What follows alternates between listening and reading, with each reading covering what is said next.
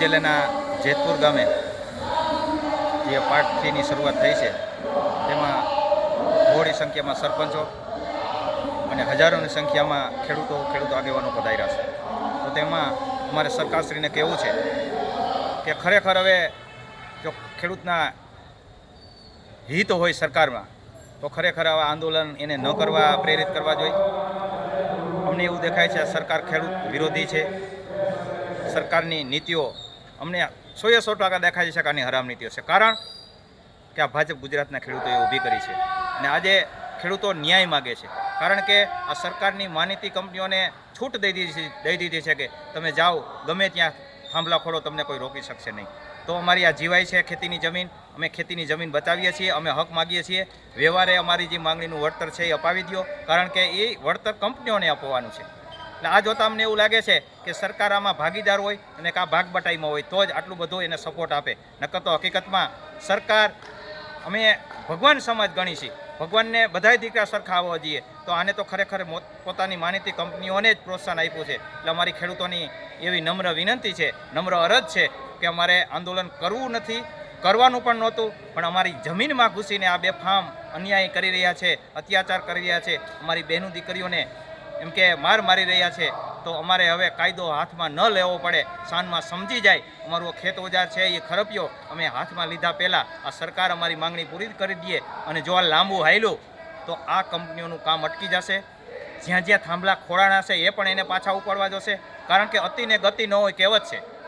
અતિને ગતિ ન હોય તો અમારે વિકાસ થતો એમાં અમને વાંધો નથી, પણ અમને વળતર આપ્યા વિના અમારી આ જીવાયની ખેતીની જમીન છે એ પડાવી લે છે. અને હકીકતમાં આ જે હાઈ પાવરની જે લાઈનો છે, એના તાર છે, એમાં કેટલું નુકસાન થવાનું છે એ અમને બધું એવું દેખાઈ ગયું છે. કારણ કે એની નીચે અમે કામ પણ કરી શકવાના નથી. કારણ કે વરસાદનો માહોલ હોય, વીજળીના ચમકારા હોય અને કોઈ શોર્ટ સર્કિટ થાય તો અમારો જીવનો જોખમ છે. અમારા ખેતમજૂરો કામ કરતા હોય, અમારા પશુઓ અહીંયા એની નીચે અવર જવર કરતા હોય. તો ખરેખર હવે આ એક સરકારની એક બદદાનત એવી છે કે આ શું કરવા જઈ રહી છે. એટલે અમે હજી પ્રેમથી કહીએ છીએ કે પાર્ટ 3ની શરૂઆત થઈ છે. ખેડૂતો ગાંધી ચિંધ્યા રાહે ચાલી રહ્યા છે, ચાલવાના છે. પણ જો ખેડૂતો હવે ખરેખર એનું મગજ જો ગુમાવશે તો ન થવાની થાય પહેલાં આપણી વિદેશોમાં આબરૂ જતા પહેલાં હજી સાંજમાં સમજી જાઓ અને આબરૂ બચાવી લ્યો. અને ખેતી પ્રધાન દેશમાં ખરેખર ખેડૂતોને પ્રોત્સાહન આપવું જોઈએ. અમે એમ નથી કહેતા કે અમે કંઈ એમ આપો, પણ આ તમારી માનીતી કંપનીઓને શા માટે આટલું બધું પ્રોત્સાહન આપો છો? જો ખરેખર તમારામાં ખેડૂતોનું હિત હોય તો અમારી માંગણી પૂરી કરી દો. પાર્ટ 3ની શરૂઆત થઈ ગઈ છે અને ખેડૂતો ગાંધી ચિંધ્યા રાહે ચાલે છે. અને જો કાયદો હાથમાં લીધા પહેલાં નહીં સમજો તો તમારે આવનાર 2027ની ચૂંટણી અમે તો અહીંથી જાહેરાત કરી દીધી છે, ચૂંટણીનો બહિષ્કાર જ કરવો છે.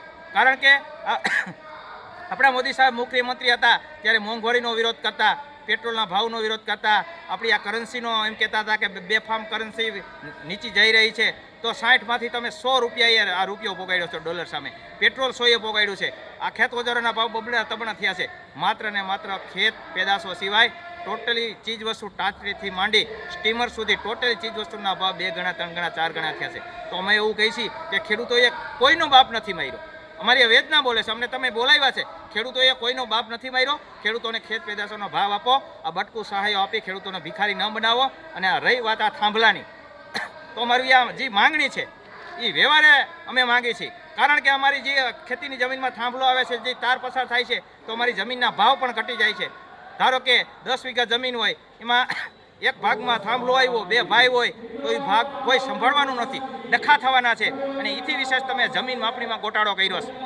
હકીકતમાં આ એક ખેડૂતોને કજિયાનું ઘર ઊભું કર્યું છે. આ જમીન માપણીનો મુદ્દો લઈ પણ તમારી નીંદર અમે હરામ કરવાની છે. આ થાંભલાની વાત સુધારી દો, અમારી માંગણી પૂરી કરી દો. પછી અમારે ઘણા બધા પ્રશ્નો છે. તમારી સામે અમારે લડત લડવી અને લડવી જ પડશે. હું બી ધન્યવાદ આપું છું કે અડધી રાત્રે ખેડૂતોના પ્રશ્નોને વાચા આપવા માટે અહીંયા ઊભા છીએ. અહીંયા તમે જુઓ, કારણ કે હું પોતે આવું છું, નિયમિત આવું છું. આ મહિનામાં કમ હું 7મી 8મી વખત આવ્યો હોઈશ. પણ એનર્જીમાં, ઉર્જામાં ક્યાંય કમી નથી. આ લોકો ઉપવાસ ઉપર હતા તો પણ, અને ઉપવાસ ઉપર નથી અને ખેડૂતો આવી રહ્યા છે તો પણ.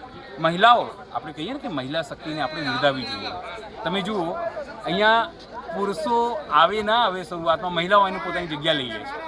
એમને એટલા માટે જગ્યા લઈ લે છે, એમને ખબર છે કે બધાની આ મુશ્કેલી છે. જમીન જતી રહેશે તો કોનું અસ્તિત્વ રહેશે?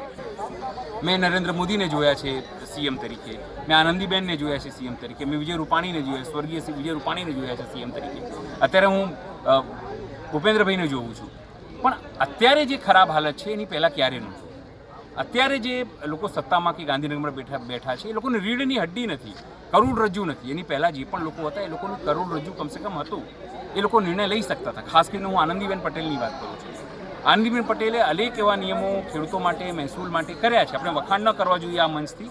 પણ જે નરેન્દ્ર મોદીની તમે વાત કરો છો, જે વાત કરે છે કે હું ખેડૂતની અમારી સરકાર છે, જે વાત કરે છે કે અમારી મહિલાઓની સરકાર છે, આપણે જોઈએ કેવી મહિલાઓની સરકાર છે, કેવી રીતે પોલીસે વાળ ખેંચીને મહિલાઓને મારે, એ આપણે જોઈ છે. હું વ્યક્તિગત માનું છું આ બધું, કારણ કે નિર્ણય સરકારને કરવાનું છે. વિપક્ષી નથી કરવાનું, આમ આદમી પાર્ટીને નથી કરવાનું, કોંગ્રેસ નથી કરવાનું, ખેડૂતોને નથી કરવાનું. ખેડૂતો બિચારા પ્રયત્ન કરી શકે છે, રાત્રે બેસીને ઉપવાસ આંદોલન કરી શકે છે, આંદોલન કરી શકે છે, ગામે ગામ પોતાની વાત પહોંચાડી શકે છે. પણ 30 વર્ષથી એક સરકાર છે જેને લાગે છે કે તે અમરપટ્ટો લઈને આવી છે, પણ આ ખેડૂતોની સામે એમનો અમરપટ્ટો પણ તૂટી જશે, કારણ કે કોઈ અમરતાનું વરદાન લઈને નથી આવ્યો. એ વાત તમામ લોકોની. પત્રકાર તરીકે મારે એટલું જ કહેવાનું છે કે જે મેં જોયું, મેં જાણ્યું, ઐતિહાસિક છે. મેં અન્નાનું આંદોલન દિલ્હીમાં કવર કર્યું છે, મને ખબર છે કઈ રીતે થતું હતું તમામ વસ્તુઓ. મેં ગુજરાતમાં જોયું છે. આ આંદોલન એ આંદોલનથી કમ નથી. જે રીતે સ્વયંભૂ ખેડૂતો આવી રહ્યા છે એ અદ્વિતીય છે. મારા માટે કવર કરવું, જ્યારે કહું છું ને, જ્યારે હું મારી પુસ્તક લખીશ ત્યારે એક ચેપ્ટર આના ઉપર આખું લખીશ કે કેવી રીતે ખેડૂતોએ સત્યાગ્રહનો ઉપયોગ કરીને સરકારને ઝુકાવી. સરકાર અત્યારે એક ડગલા આગળ ઝૂકી છે, સરકાર એના કરતાં પણ વધારે ઝૂકશે એવું મને સ્પષ્ટપણે લાગે છે. અને મૂળ વસ્તુ, પત્રકાર તરીકે નહીં પણ હું પણ ખેડૂત પુત્ર છું. એક ભાવના મનમાં હોય છે કે ખેડૂતો સાથે અન્યાય કેમ, ખેડૂતોને કેમ એમને જમીનનો ભાવ નથી મળતો, એ દુઃખ તો હોય મનમાં. હેલો ભુજ, તો કેમ છો તમે? આજે હું તમને એવા શોરૂમની વિઝિટ કરાવું છું જે છેલ્લા 10 વર્ષથી કચ્છની જનતાના પ્રેમ અને વિશ્વાસથી મહેકતું લુગડા બજાર ફેમિલી શોરૂમ. આ શોરૂમમાં સ્ટાર્ટિંગ પ્રાઇસ 399થી છે, જેમાં kids wear, girls wear, boys wear અને જેન્ટ્સ વેર અને લેડીઝ વેરમાં પણ ન્યૂ વેરાયટીવાળું કલેક્શન પણ જોવા મળી રહેશે. અને જેન્ટ્સ માટે વેડિંગ કલેક્શન અને કુર્તા કલેક્શન પણ બહુ જ સારું છે. એનિમલ મૂવીનો પાર્ટ 2 આવે કે ના આવે, પણ એનાથી પહેલાં અમે લઈ આવ્યા છીએ લુગડા બજાર પાર્ટ 2, જેમાં તમને કિડ્સ વેરમાં વિન્ટર વેર સમર કલેક્શનનો ન્યૂ સ્ટોક આવી ગયો છે. લેડીઝ વેરમાં પણ ન્યૂ ડિઝાઇનમાં kurti, top and coat set best price थी स्टार्ट थाय छे. तो जेंट्स वेर में भी मिल जाएगा boss. Leather, jacket, brand pants and check shirts, formal shirts, track pants पण बेस्ट थी बेस्ट प्राइस साथे.